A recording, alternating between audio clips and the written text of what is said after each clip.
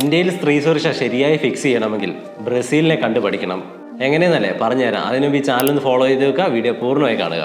ബ്രസീലിൽ രാത്രി സ്ത്രീകൾക്ക് പുറത്തു പോകാൻ പേടിയായിരുന്നു. പ്രത്യേകിച്ച് രാത്രി വൈകി ഒറ്റപ്പെട്ട ബസ് സ്റ്റോപ്പുകളിൽ ബസ് കാത്തു നിൽക്കാൻ. ഈ ഒരു വലിയ പ്രോബ്ലത്തിന് ബ്രസീലിലെ ഇലക്ട്രോമീഡിയ എന്നൊരു കമ്പനി ഒരു സൊല്യൂഷൻ കൊണ്ടുവരികയാണ്. അവരെന്താണ് ചെയ്തതെന്ന് വെച്ചാൽ ബിലെ ബസ് സ്റ്റോപ്പ് ഏരിയകളിൽ ഇങ്ങനെയുള്ള ഡിജിറ്റൽ ബോർഡുകൾ സ്ഥാപിച്ചു. പകൽ സമയത്ത് അവ സാധാരണ പരസ്യങ്ങൾ കാണിക്കും. പക്ഷെ രാത്രി 8 മുതൽ 5 മണി വരെ ആ ബിൽ ബോർഡുകൾ വീഡിയോ കോൾ മോഡിലേക്ക് മാറും. ആ സ്ക്രീനുകളിൽ internet, microphone, night vision camera എന്നിവ ഉണ്ടായിരുന്നു. അത് യൂസേഴ്സിനെ നേരിട്ട് ഇലക്ട്രോമീഡിയയുടെ കോൾ സെന്ററുമായി കണക്ട് ചെയ്യും. ജസ്റ്റ് ഇമാജിൻ, രാത്രി ഒരു ബസ് സ്റ്റോപ്പിൽ ഒരു പെൺകുട്ടി ഒറ്റയ്ക്ക് നിൽക്കുന്നു. അവൾക്ക് പേടി തോന്നിയാൽ ആ സ്ക്രീനിൽ ഒന്ന് ടാപ്പ് ചെയ്താൽ മതി. ഉടൻ തന്നെ കമ്പനിയുടെ കോൾ സെന്ററിലുള്ള ഒരു ഓപ്പറേറ്റർ വീഡിയോ കോളിൽ വരും.